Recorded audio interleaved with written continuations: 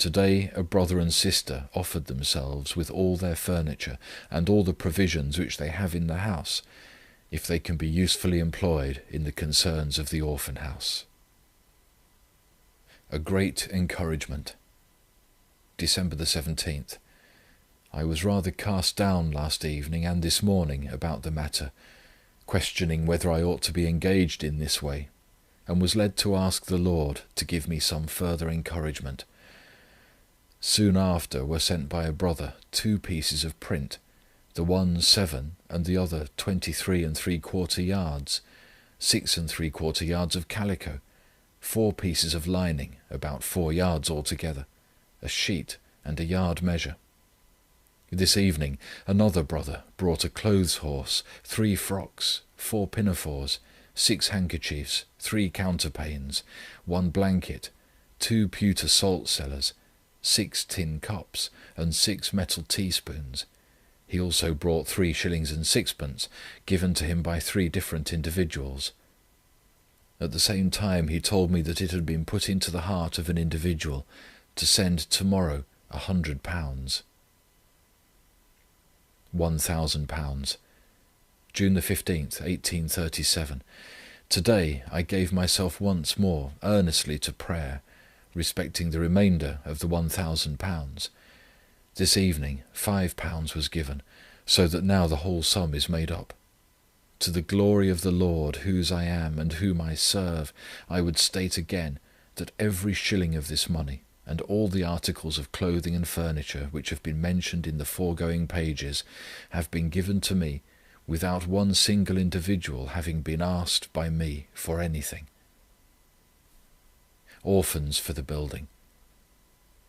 In a third statement, containing the announcement of the opening of the Orphan House for destitute female children, and a proposal for the establishment of an infant orphan house, which was sent to the press on May the 18th, 1836, Mr. Müller wrote: "So far as I remember, I brought even the most minute circumstances concerning the Orphan House before the Lord in my petitions, being conscious of my own weakness and ignorance. There was, however, one point I had never prayed about, namely that the Lord would send children, for I naturally took it for granted that there would be plenty of applications.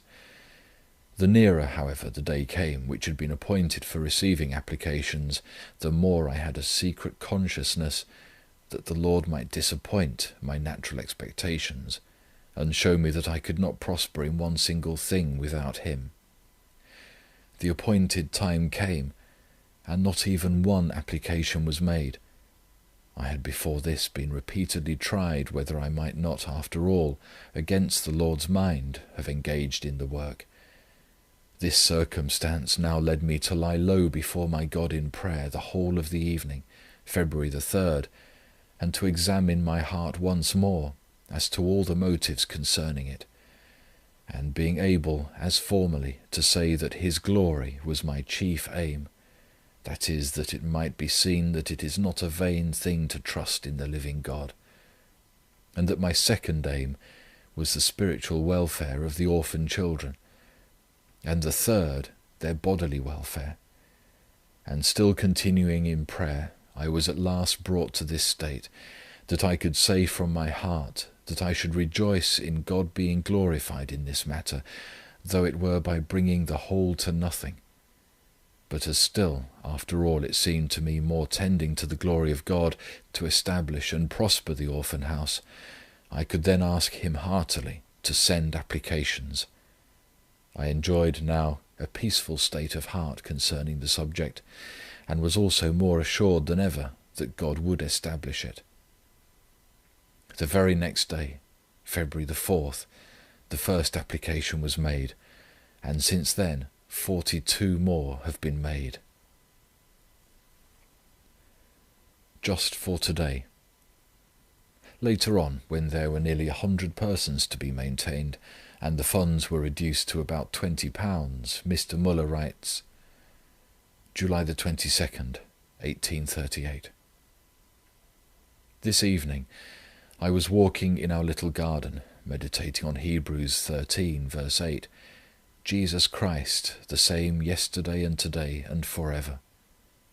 whilst meditating on His unchangeable love, power, wisdom, etc., and turning all as I went on into prayer respecting myself, and whilst applying likewise His unchangeable love and power and wisdom, etc., both to my present spiritual and temporal circumstances, all at once the present need of the Orphan House was brought to my mind.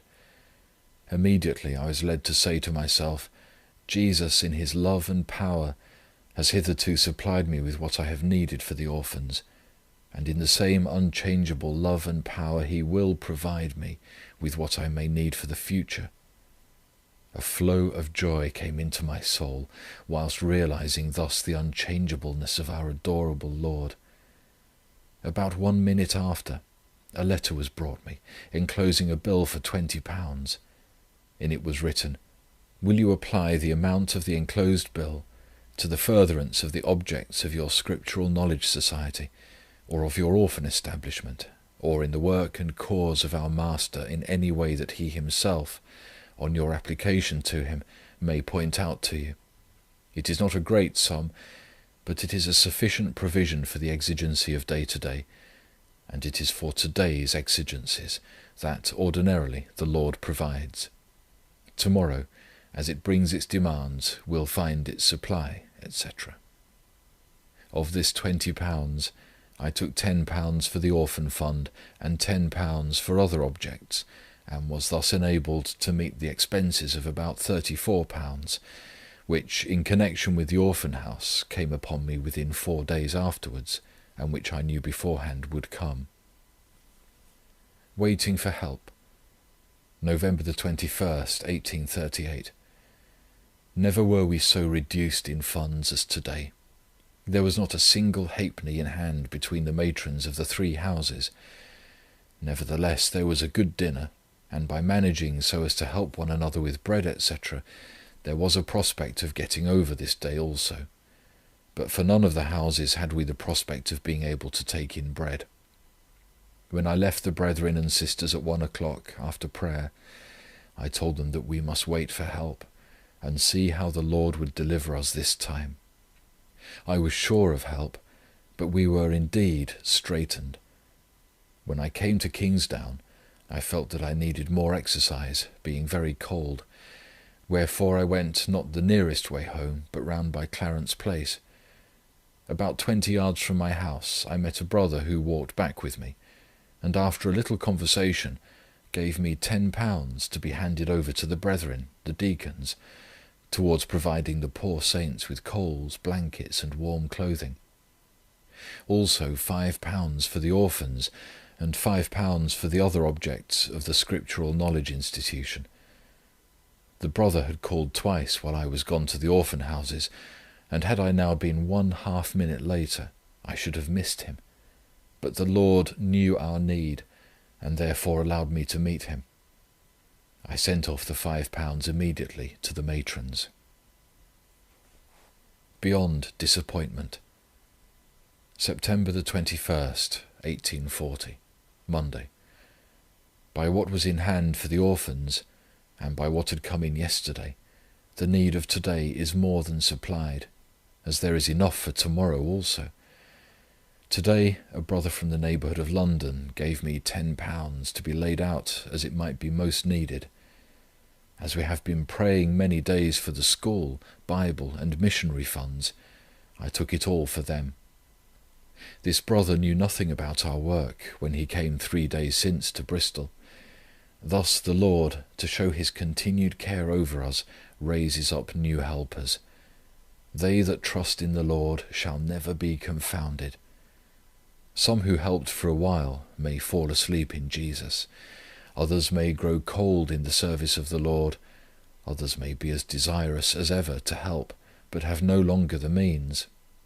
Others may have both a willing heart to help, and have also the means, but may see it the Lord's will to lay them out in another way. And thus, from one cause or another, were we to lean upon man, we should surely be confounded.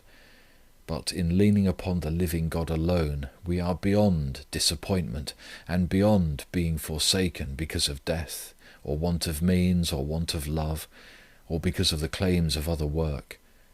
How precious to have learned, in any measure, to stand with God alone in the world, and yet to be happy, and to know that surely no good thing shall be withheld from us whilst we walk uprightly. A sinner converted.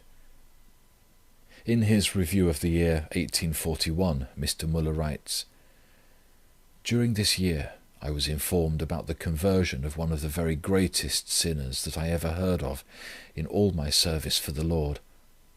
Repeatedly I fell on my knees with his wife, and asked the Lord for his conversion, when she came to me in the deepest distress of soul, on account of the most barbarous and cruel treatment that she received from him, in his bitter enmity against her for the Lord's sake, and because he could not provoke her to be in a passion, and she would not strike him again, and the like. At the time when it was at its worst, I pleaded especially on his behalf the promise in Matthew 18, verse 19, Again I say unto you, that if 2 of you shall agree on earth as touching anything that they shall ask, it shall be done for them of my Father which is in heaven. And now this awful persecutor is converted." Prayer for spiritual blessing among the saints. On May the 25th I began to ask the Lord for greater real spiritual prosperity among the saints, among whom I labour in Bristol, than there ever yet had been among them. And now I have to record to the praise of the Lord that truly He has answered this request, for considering all things, at no period has there been more manifestation of grace and truth and spiritual power among us than there is now while I am writing this for the press. 1845. Not that we have attained to what we might, we are far, very far from it, but the Lord has been very, very good to us, and we have most abundant cause for thanksgiving. Withholding the report. December the 9th, 1841. Today came in for the orphans by the sale of stockings, 10 shillings and 10 pence. We are now brought to the close of the 6th year of this part of the work, having only in hand the money which has been put by for the rent, but during the whole of this year we have been supplied with all that was needed. During the last 3 years we had closed the accounts on this day, and had a few days after some public meetings at which, for the benefit of the hearers, we stated how the Lord had dealt with us during the year, and the substance of what had been stated at these meetings was afterwards printed for the benefit of the Church at large. This time, however, it appeared to us better to delay for a while both the public meetings and the publishing of the report. Through grace we had learned to lean upon the Lord only, being assured that if we were never to speak or write one single word more about this work, yet should we be supplied with means, as long as He should enable us to depend on Himself alone. But whilst we neither had had those public meetings for the purpose of exposing our necessity, nor had had the account of the Lord's dealings with us published for the sake of working thereby upon the feelings of the readers, and thus inducing them to give money, but only that we might, by our experience, benefit other saints, yet it might have appeared to some that, in making known our circumstances, we were actuated by some such motives.